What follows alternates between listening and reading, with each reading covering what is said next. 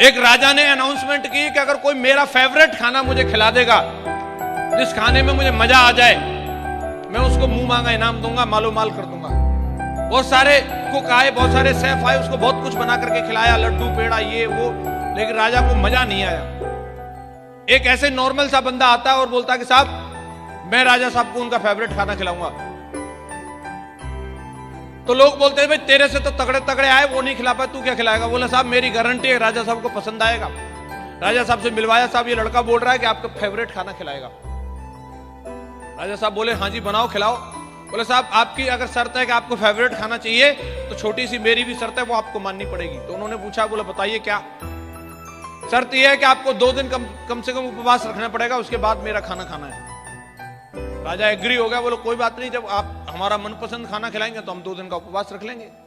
2 दिन तक राजा ने उपवास रखा, 2 दिन तक भूखा रहा। उसके बाद में ला करके उस लड़के ने थाली परोसी और राजा जो खाने पर टूट पड़ा, उंगलियां भी चाटने लगा। बोला क्या स्वादिष्ट खाना बनाए।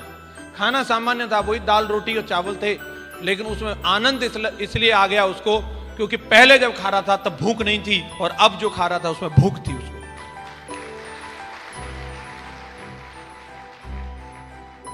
चीजें बहुत हैं साहब इसी दुनिया में, उनके पिछवाड़े पे हॉर्न मारती है, किसी की जगवार आकर के, किसी के बगल से ऑडी निकल जाती है, किसी के सामने से लोग 5 स्टार होटल में जाते हैं, अरे उसको भूख ही नहीं है, उसको कुछ होता ही नहीं है।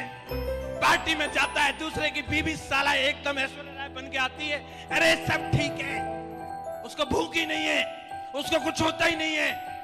उसके मम्मी पापा साला हवाई यात्राएं कर रहे हैं, तब एकदम जिंदगी को दमदारी के साथ जी रहे हैं, उसको कुछ होता ही नहीं है, भूख ही नहीं है। इस दुनिया में, इस देश में किसी चीज की कमी नहीं है। इस देश में सिर्फ कामयाबी के भूखे लोगों की कमी है। और जिस इंसान के सपने मर गए, वो जिंदा रहने का भी कोई फायदा नहीं है, जिसके सपने मर गए।